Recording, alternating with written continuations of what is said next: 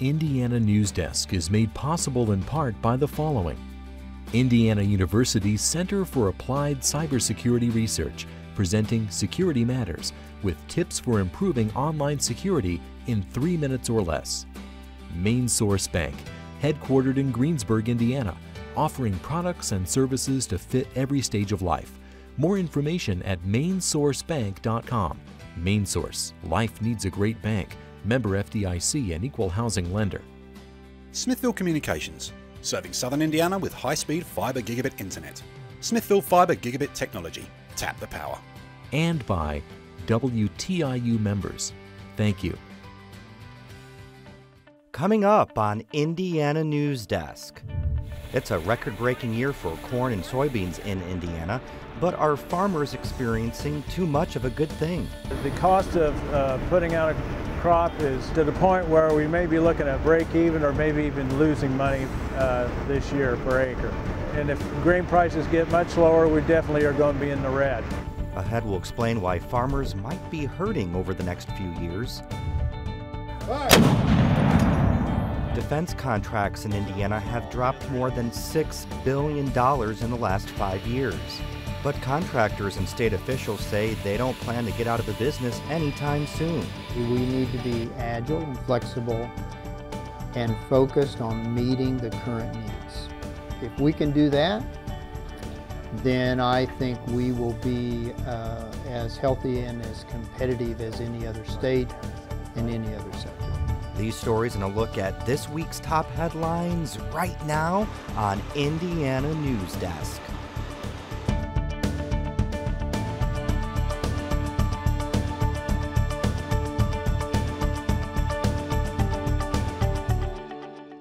Hello, I'm Joe Wren and welcome to Indiana Newsdesk. Indiana farmers are expecting a record-breaking crop this year, but that won't add up to record-breaking profits. There's such a large volume of corn and soybeans being harvested, farmers are running out of places to put it all. And as Barbara Harrington reports, it's costing more to store the crops than it does to produce them. The truck traffic at Kokomo Grain Company is constant. We will process between 400 and 500 trucks a day in a 12 to 14 hour day at this facility. That can add up to 750,000 bushels of corn and soybeans per day.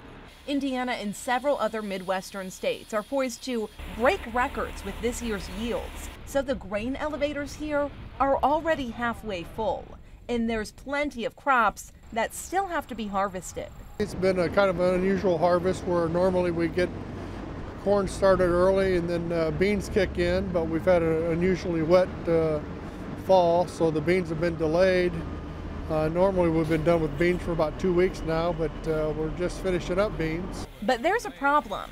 Room to store the remaining crops is dwindling. And this automatic truck tracking system will track the truck through the entire elevator, weigh it in, tell it which grain dump to go to. Some grain elevators are still holding a surplus from last year because the rough winter slowed down and in some cases stopped grain transportation. Railroad performance this year is substandard to what it should be and what it's been in previous years. So we're not able to ship out the amount of grain this year that we typically do on the rail. That means farmers and storage facilities have to get creative. So Kokomo Grain Company is trying something they haven't done in decades. Putting a corn pad out for the first time since 1985 when we had a pad here. So the volumes are really up this year and we're anticipating that, and we're just trying to create more space so we can handle the crop this year. Others are resorting to a more temporary method of storage, using large plastic bags or converting machine sheds into grain elevators. The Indiana State Department of Agriculture doesn't know yet if the state will run out of storage space before the end of the harvest.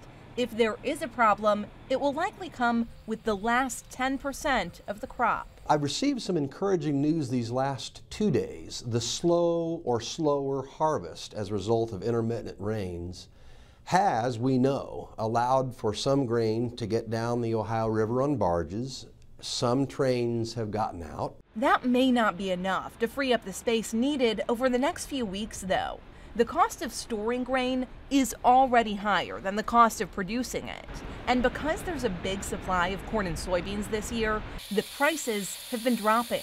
That combination of factors means farmers could end the year in the red. It's hard to believe when you get such a big crop that you might be losing money, but with the prices that we may be receiving next year, if there's still more pressure with getting crops into the field and more pressure on our elevators, the basis is going to widen, so the price is going to be going down.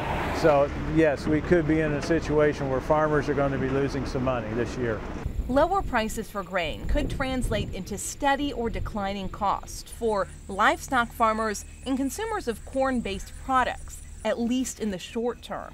But it will also likely have a negative impact on farmers in the communities they live in beyond just this year. We don't want farmers to stay at a below cost of production.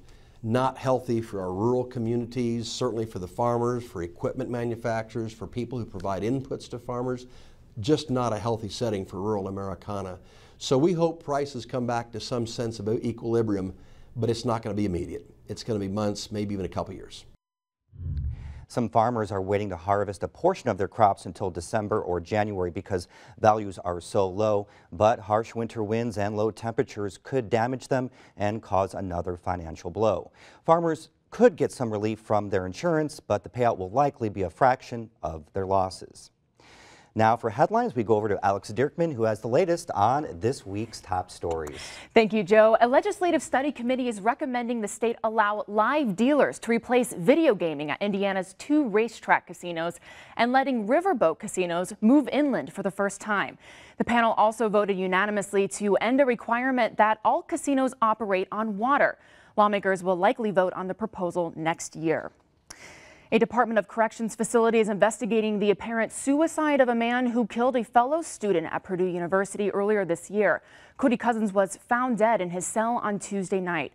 Department of Correction officials say he cut his neck and arms with a prison-issued razor.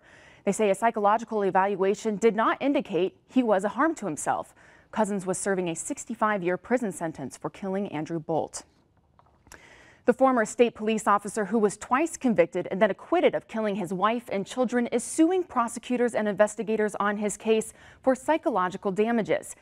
David Cam spent 13 years in prison before a jury declared him not guilty. Cam's first 2 trials were thrown out because of flaws in the prosecution's case. During a 3rd trial last year, Cam was acquitted and the blame put solely on a man named Charles Bonet. A spokesman for the Indiana Attorney General says his office has not seen or been served with the lawsuit. The Indianapolis International Airport will soon be home to the largest airport-based solar farm in the world, with the addition of new panels that track the sun as a way to generate more energy. The completed solar farm will cover more than 150 acres with more than 76,000 solar panels, generating enough energy to power 3,200 homes. Officials at Johnson Mello Solutions say the panels should be up and running by the end of the year. The Indiana Supreme Court will soon decide who was at fault in a canceled contract between the state and the computer company IBM. Less than halfway through the $1 billion deal, Indiana canceled IBM's contract to manage the state's welfare rolls, saying the IBM system was plagued with problems. So both sides filed lawsuits seeking lost costs and damages. Lower courts issued conflicting rulings, and the state's highest court heard arguments in the case yesterday. It did not announce a timetable for its ruling. The man accused of killing several women in Northwest Indiana is pleading not guilty to the charges being brought against him. Darren Vann appeared in court Wednesday for about 5 minutes and politely answered a judge's questions, unlike his attitude last week when he stood in court stone-faced and silent. The 43-year-old is being charged in the strangulation deaths of a 19- and 35-year-old. He later led police to several more bodies. Monroe County is getting about $100,000 from the state this year for the trees logged in its state forests. As Casey Kuhn reports, that amount is twice as much as last year. The Indiana Department of Natural Resources distributes 15% of what's made from logging trees in the state forest to counties across the state. That money then goes to rural and volunteer fire departments, who are encouraged to use the funds to prepare for wildfires. The total amount of timber sale revenue distributed this year was a little over $333,000, which is about $20,000 more than 2012. Monroe County was left with a third of that total revenue. What that says is that Monroe County is getting hit a lot harder. The Monroe County side of Morgan Monroe State Forest is getting hit a lot harder than it has been ever in history. But Indiana State Forester says logging practices today are more sustainable than ever before. He says the reason for Monroe County's large share this year is because of a delay in timber sales at the end of the 2012 fiscal year. When those were sold, in addition to the 2013 timber, the number was higher than average. No matter what people try to kind of hat they try to put on this, I mean, we've been doing this for over 100 years, and the forests are still there. We have a broad diversity of species and habitats, and that's what we like to be at. Monroe County's timber revenue mostly comes from Morgan Monroe State Forest, which is partly in Morgan County as well as Monroe County. The number of homeless children in Indianapolis is growing, according to the Coalition for Homelessness Intervention and Prevention of Indianapolis. It's up 17% from last year. Their latest count shows there are 354 homeless kids in Indianapolis. But there's also some good news. Data from the U.S. Department of Housing and Urban Development, or HUD, indicates homelessness for all ages in Indiana is down more than 7% since 2010. They attribute that decrease to increased federal funding that allows the state to offer housing options to the homeless. HUD officials say matched funds at the state level would help keep these newly housed individuals on their feet. Ridership on the Hoosier State Rail line dropped nearly 8% over the last year, while ticket revenues declined more than 10%. The trend in Indiana goes against national data. Ridership on Amtrak lines across the country rose in the last fiscal year, ending in September. On the line, which runs from Chicago to Indianapolis, ticket revenues dropped nearly $100,000, settling at a little more than $800,000 last year. Indiana is in the midst of negotiations with a new company, Corridor Capital, to take over operations of the Hoosier State Line from Amtrak next year. And a new shrine for a saint is open near Terre Haute. In 1840, St. Mother Theodore Guerin left her native country of France and traveled to the Midwest, where she established Sisters of Providence of St. Mary of the Woods. There she educated children of pioneer families and provided health care for the poor. Mother Theodore died May 14, 1856, and was canonized in 2006. And Joe, as you can see from the pictures, the shrine isn't too ornate, but the Sisters of Providence say it's a testament to the humble life that she led. It's still beautiful. New place to check out when you're in the area. Yes. Thanks, Alex. Coming up next on Indiana Newsdesk. Why Indiana companies are not giving up on defense contracts despite the fact that the industry is losing billions of dollars. And we're joined by our StateImpact team to talk about the latest hot topic, pre-K. It's an issue that will be on the ballot next week in one county, how the referendum could help disadvantaged families. These stories and more right here on Indiana Newsdesk. The fact that PBS is the most trusted media outlet in the country means a great deal to me. We live now in the most multicultural, multiracial, multi-ethnic America ever. There are a lot of voices in this country that need to be heard. I think that my job is to help Americans re-examine the assumptions that they hold, to expand their inventory of ideas, and hopefully to introduce Americans to each other. And we take that challenge seriously every day.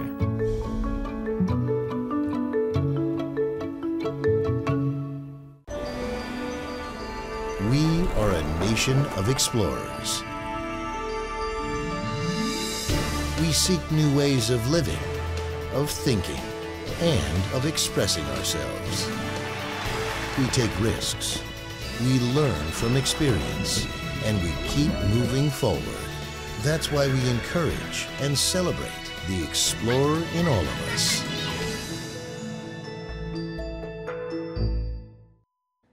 Welcome back to Indiana Newsdesk. I'm Joe Wren. The amount of money the U.S. Department of Defense is spending on contracts in Indiana is a fourth of what it was in 2008. 6 years ago, the Defense Department spent $8 billion on contracts that were performed in Indiana. Last year, contracts in Indiana amounted to just over $2 billion. That's largely because of a shift from on-the-ground forces to more remote technology, such as drones. Gretchen Frazee reports on how Indiana defense contractors are trying to adapt to those changing demands and keep defense dollars flowing into the state. Then our turning cells are all at the other end. At Garrity Tool in Indianapolis, Carl Boss oversees 60 employees as they manufacture metal parts for military radars, helicopters, and airplanes. The parts are so specialized that we're not allowed to show them up close on camera. Garrity Tool's contracts specify that all proprietary information is kept secret. After the parts are manufactured, workers inspect them to make sure they fit the exact qualifications. Then they're shipped to larger companies where they're assembled together with other parts and sold to the U.S. Department of Defense. But these kinds of contracts are becoming more rare. Right now, we're trying to maintain. It is tough. At any given time, probably 30 different contracts, different customers going through here. That's how we weather the tough times. So if we were solely DOD, I'd be worried. If we were solely biomedical, I'd be worried. But we're not, because we have that broad base that we work in. It helps protect us a little bit from the ups and downs, because every industry has ups and downs. Garrity Tool has done well compared to many other companies like AM General in South Bend, which manufactures the Humvee. AM General is responsible for some of the most iconic vehicles in automotive history. When troops started coming back from Iraq and Afghanistan, the Humvee wasn't needed anymore, and that has caused AM General's contracts to drop more than $4 billion since 2008. Dwayne Embry heads the state's newly created Office of Defense Development that aims to connect contractors with defense agencies. He says Indiana isn't getting out of the defense business. The companies here will have to adapt to changing needs if they want to continue winning contracts. The main thing is we've been at war for 10 plus years now. We will be shifting as we get out of that, and whatever else we do, we need to be agile and flexible and focused on meeting the current needs. If we can do that, then I think we will be as healthy and as competitive as any other state and any other sector. And the Defense Department's needs are vast. Last year, they contracted Indiana companies to produce radio and TV equipment, jet engines, and underwater sound equipment, just to name a few. Embry says Indiana's manufacturing base makes it a top contender for those contracts because it can often meet the Defense Department's needs through every stage of the process, from making individual parts to assembling entire vehicles or weapons.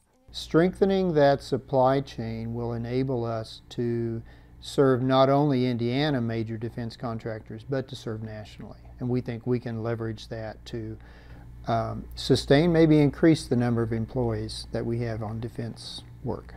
Compared to bases on the East and West Coasts, Indiana's labor costs are also much cheaper because the cost of living in Washington, D.C. or Los Angeles, for example, are 40 to 50% higher.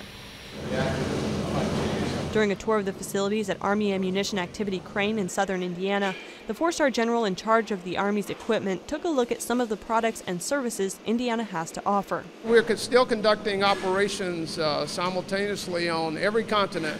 The Army is involved in some form of operation, and when you see that type of activity, we'll continue to have requirements. We're heavily involved in training, and so the munitions that are manufactured here certainly are utilized for our training missions.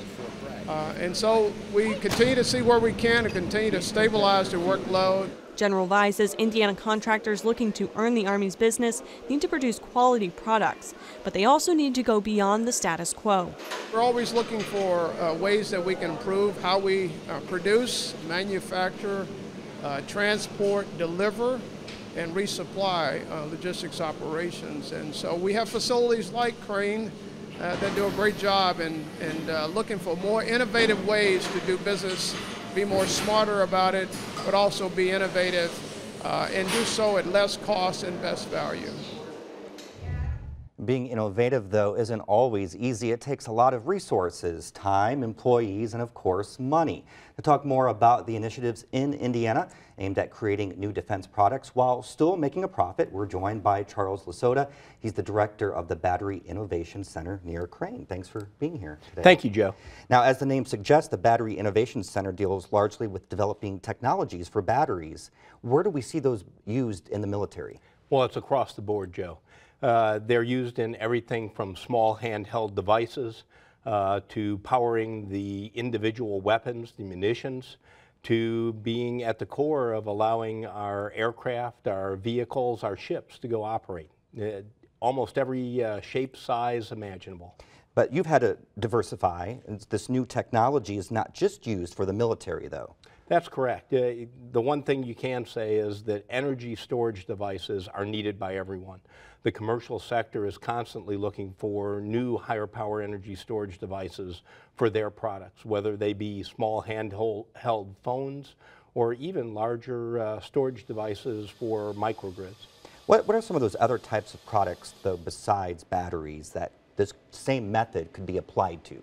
Well, I think if you look across the board, there's a lot of overlap between what the Department of Defense needs to meet its requirements and what's needed in the commercial sector. Today, the government uses, for instance, radar and unique microwave devices in its combat systems. But we're seeing a resurgence of needs, for instance, in the automotive industry, where rear backing devices are now relying on both radar and lasers to be able to detect people behind them to maintain those vehicles safe. I heard about tires, too. Are there some inflatable tire technology out there? Well, imagine that if you're in a Humvee in harm's way, the last thing you want to have to do is get out and change a tire. So working with some of the tire manufacturers, the Department of Defense has been able to manufacture tires that provide that even ride, but also will never go flat, just have dynamic stability. Those are going to be available on the commercial market, and quite frankly, having changed a tire out on I-70, I'd love to have one myself. You know, it seems like it takes a lot of coordination to bring all this technology together. Do you rely on outside resources too? I think you have to do, when you look at the technologies we have today, you don't get a solution from any one provider. So it's being able to put together a diverse group of technologists that have the right attributes and can bring the right technologies to bear to create a given capability.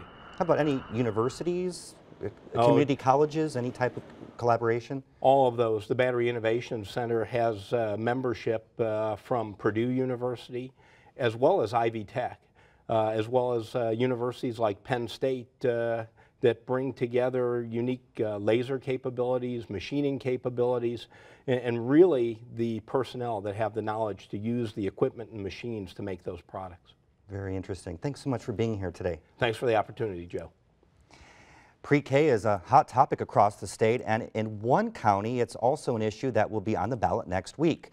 Voters in Bartholomew County will decide whether to approve a 7-year tax increase that would fund preschool scholarships for disadvantaged families in the local school district. A similar referendum failed when it appeared on the ballot in 2012. But there is something different this year that is giving proponents more hope. Take a look at this.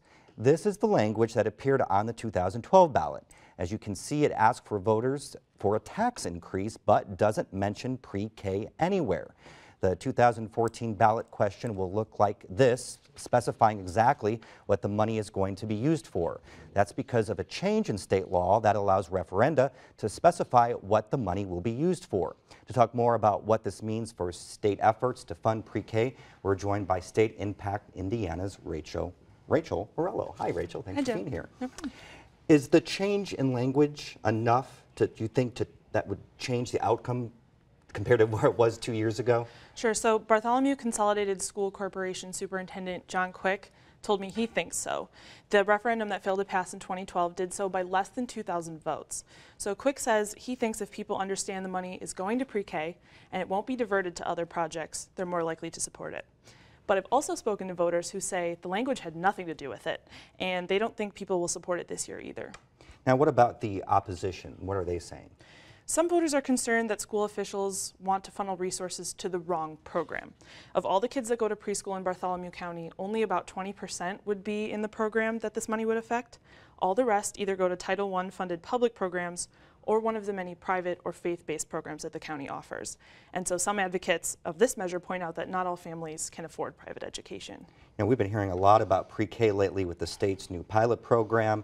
There's some other community efforts too that are starting their own systems. What do you think this might say for more of the outcome of this referendum, do more on a statewide level? Sure, so a lot of people are still discussing how to pay for pre-K. In Indy, there's a lot of talk about where money will come from for a program that Mayor Greg Ballard wants to put in place. The counties in the state's pilot program are continuing to search for funds. And on the state level, Governor Pence recently pulled Indiana's application for a federal pre-K grant, indicating that he wants local control. So if this passes, we could see other counties try to pass similar referenda. But if it fails, they'll have to take a look at other funding options. Now, Governor Pence wanted to use some private money for pre-K. Do you think that will happen? So Governor Pence has actually been touting Busy Bees, a program in Columbus, as sort of an example of what he wants the pilot program to look like. And that's been funded by private money for a few years now. So we'll just have to see how talks go about the rest of the state. Well, and we'll find out Tuesday, Election Day, just a few days away. Thank you, Rachel. And as always, you can find out more throughout the week at WTIUnews.org.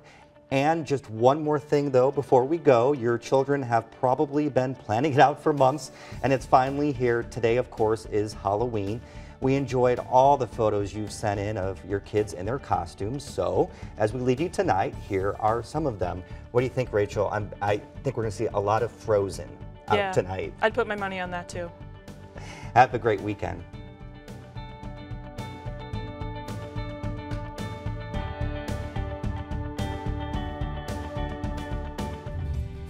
Indiana Newsdesk is made possible in part by the following. Indiana University's Center for Applied Cybersecurity Research, presenting Security Matters with tips for improving online security in 3 minutes or less. Main Source Bank, headquartered in Greensburg, Indiana, offering products and services to fit every stage of life. More information at mainsourcebank.com.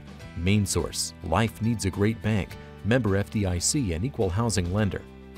Smithville Communications, serving Southern Indiana with high-speed fiber gigabit internet. Smithville Fiber Gigabit Technology. Tap the power. And by WTIU members. Thank you.